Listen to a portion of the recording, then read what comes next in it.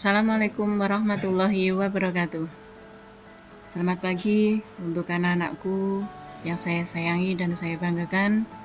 Pertama, saya mengucapkan selamat pada kalian yang sudah diterima di SMP Negeri 1 Kalibagor dan tentunya merasa bangga bisa bersekolah di SMP Negeri 1 Kalibagor. Sebelum saya mengisi materi pada hari kedua masa pengenalan lingkungan sekolah, saya akan memperkenalkan diri terlebih dahulu. Nama saya Susilowati, saya mengajar bahasa Inggris, alamat Sokaraja Kulon, RT 07 RW 06, Kecamatan Sokaraja. Demikian sekilas perkenalan dari saya.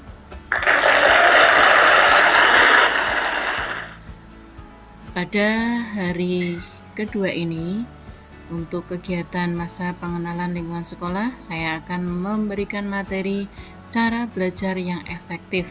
Bagaimana sih trik untuk belajar yang efektif sehingga kalian akan mendapatkan hasil yang memuaskan sesuai dengan apa yang kalian harapkan. Sebelum kita ke materi cara belajar yang efektif, kita tentunya harus tahu dulu hakikat belajar itu apa sih, untuk apa sih belajar. Belajar yaitu untuk meningkatkan kecerdasan, dan kecerdasan dipengaruhi oleh dua hal, yaitu hardware dan software. Hardware adalah perangkat keras kita, isinya berupa fisik otak, memori, dan kecepatan. Kemudian untuk software itu perangkat lunak.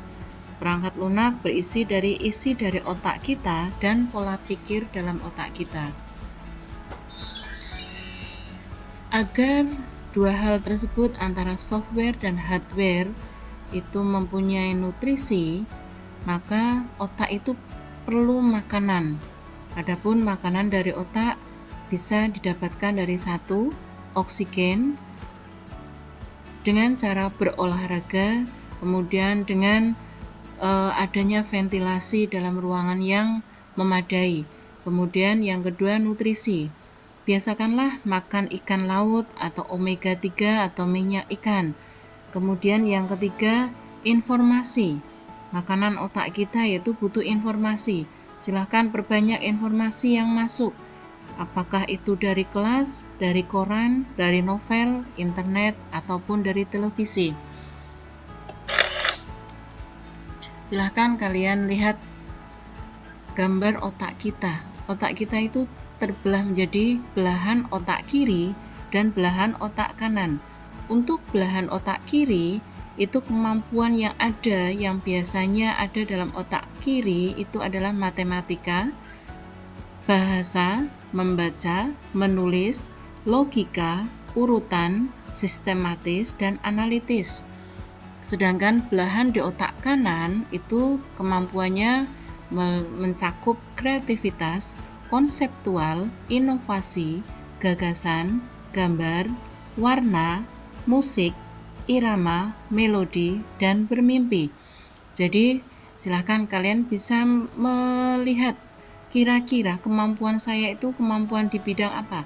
Ketika kamu kemampuannya di bidang matematika, berarti kamu lebih cenderung ke otak kiri. Kemudian ketika kamu sukanya menggambar, kemudian menyanyi, dan melakukan hal-hal yang kreativitas, berarti otak kanan lebih bekerja. Otak kanan dan otak kiri dihubungkan oleh jutaan dendrit.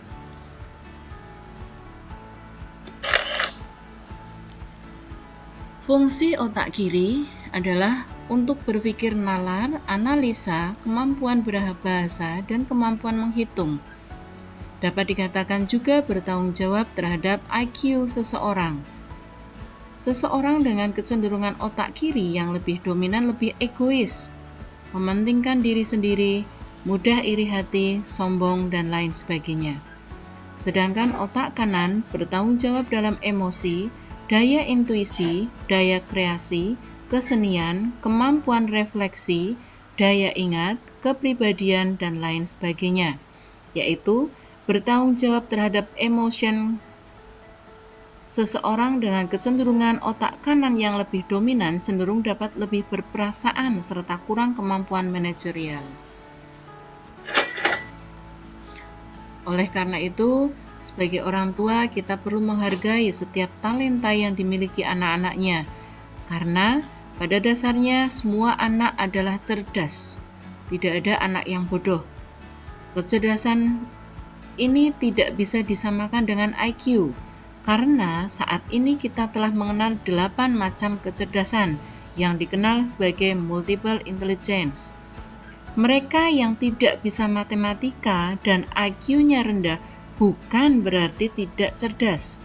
Sekali lagi, ketika anak kita matematika atau kalian matematika dan IQ-nya rendah bukan berarti tidak cerdas, karena mungkin saja mereka memiliki kecerdasan interpersonal yang baik. Apa sih bedanya antara siswa super dan siswa lamban? Apa yang membedakannya? Apakah pada perbedaan kemampuan? Jawabannya adalah pada strategi belajarnya. Beda belajar, beda strategi, dan beda hasil, karena tidak semua anak sama.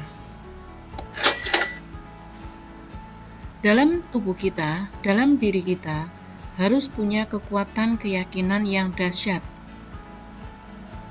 Pelajar yang hebat bisa mendapatkan nilai yang hebat karena dia meyakini bahwa dia bisa. Keyakinan dapat membuat seseorang melakukan hal yang luar biasa. Namun, bila berpegang pada keyakinan yang menghambat, orang yang berbakat pun dapat gagal. Bagaimana cara menciptakan lingkungan belajar yang optimal, sehingga belajar lebih menyenangkan? Pertama, adanya penerangan yang cukup. Kedua, temperatur. Yang ketiga, bebas dari gangguan atau tidak terlalu ramai. Yang keempat, jangan rakus. Maksudnya ketika belajar itu kita juga butuh waktu, tidak langsung 1-4 jam belajar. Kemudian yang kelima, gunakan musik latar. Mungkin ada beberapa anak yang ketika belajar itu sambil mendengarkan musik justru ilmunya bisa masuk ke dalam otak. Berikutnya untuk formula mendapatkan nilai yang sempurna. Formula untuk mendapatkan nilai yang sempurna yaitu 1. Konsistensi dalam belajar. Secara konsisten dalam belajarnya, bacalah terlebih dahulu apa yang akan diajarkan. Kemudian, berikan perhatian penuh dan bertanyalah. Kerjakan PR sebelum pergi ke sekolah. Klarifikasi kesalahan-kesalahan pada PR tersebut saat dibahas oleh guru. Yang kedua, rencanakan belajar lebih awal.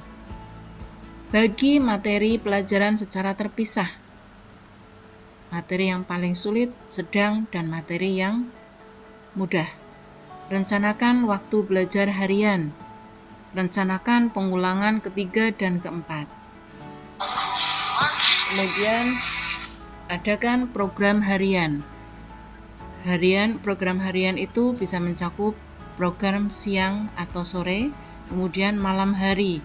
Untuk program malam hari, minimal adalah 3 jam.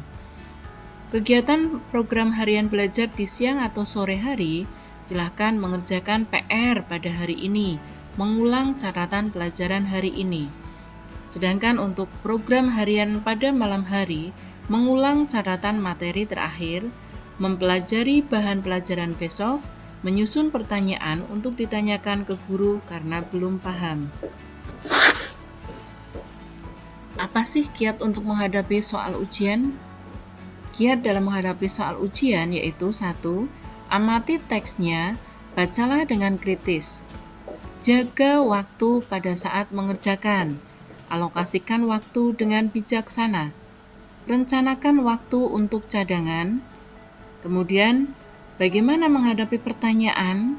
Ketika kalian akan menghadapi pertanyaan atau mengerjakan soal berbentuk pertanyaan, silahkan mengerjakan soal yang mudah terlebih dahulu, baru yang susah. Kemudian soal yang tidak berbelit-belit. Kuncinya jangan pernah menyerah. Bagaimana cara menghadapi soal pilihan ganda? Ketika kalian sedang mengerjakan ujian soal pilihan ganda, Yang harus kalian perhatikan adalah baca dengan kritis. Kemudian beri jawaban dengan lisan, baca semua pilihan. Jangan hanya opsinya A, B, C, D, hanya dibaca option A saja. Kemudian buat afirmasi. Afirmasi adalah pernyataan pendek dan sederhana yang kita sampaikan terus-menerus dan berkali-kali kepada diri kita dalam hati atau kita ucapkan dengan keras. Kata-kata positif yang menguatkan, contohnya, saya pasti bisa, saya akan lakukan yang terbaik, saya mencintai matematika, saya suka IPA, saya hebat dalam bahasa Inggris. Jadi penguatan terhadap diri sendiri sehingga kita merasa termotivasi. Hindari kata-kata negatif yang melemahkan.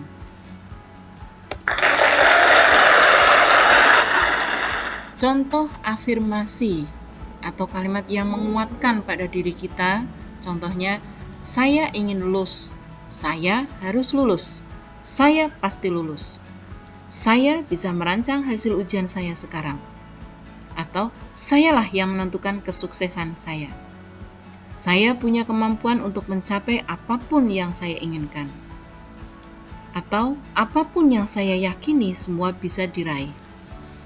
Itu adalah contoh afirmasi untuk memperkuat motivasi dalam diri kita. Kemudian cara belajar yang efektif. Apa sih cara belajar yang efektif itu? Cara belajar yang efektif adalah cara belajar yang sesuai dengan kondisi individu atau bersifat perseorangan pembelajar, baik dari segi metode, penggunaan tempat, ataupun pemanfaatan waktu. Saya ulangi lagi. Untuk cara belajar efisien adalah cara belajar yang meminimalkan usaha tetapi mendapatkan hasil yang maksimal. Yang diminimalkan berupa waktu, tempat, sarana, prasarana belajar, dan lain-lain. Adapun cara belajar yang efektif dan efisien. Yang pertama, buat suasana belajar yang nyaman. Nyamankan dulu suasana belajarnya. Ketika keadaan ramai, jangan dipaksakan untuk belajar. Kemudian yang kedua, merangkum pokok pembelajaran. Jadi, silahkan buatlah rangkuman pokok-pokok pembelajaran yang ingin kalian pelajari. Kemudian yang ketiga, cara belajar yang efektif dan efisien yaitu belajar bersama. Buat kelompok belajar, sehingga ada teman yang saling membantu. Kemudian 4, metode memodifikasi, menyerupai nama sesuatu. Yang nomor 5, belajar dengan praktek. Nomor 6, belajar rutin dan terus-menerus. Jangan sekarang belajar, besok tidak, kemudian besoknya lagi belajar. Jadi usahakan belajar itu rutin dan terus-menerus. Kemudian 7, membuat review materi atau rangkuman. Yang ke-8, mengembangkan materi. Yang 9, mengadakan diskusi. Dan 10, membuat kesimpulan. Demikian tadi cara belajar efektif dan efisien. Oke, anak-anakku yang saya sayangi dan saya banggakan, silahkan cermati tayangan berikut. Kemudian berilah komentarmu pada secari kertas. Kira-kira apa sih yang sedang mereka lakukan? Kenapa mereka melakukan hal seperti itu? Untuk apa mereka melakukan hal itu? Sekali lagi, cermati tayangan berikut, kemudian tulislah komentarmu pada secari kertas.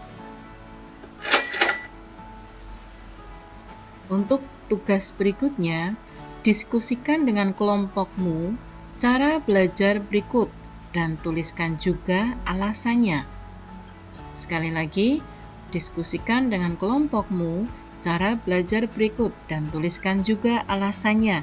Karena kalian belum mempunyai kelompok, maka untuk tugas ini silahkan kalian tuliskan individu cara belajar berikut sesuai dengan gambar tersebut dan tuliskan juga alasannya. Terima kasih. Demikian tadi untuk pemaparan bagaimana cara belajar yang efektif. Silahkan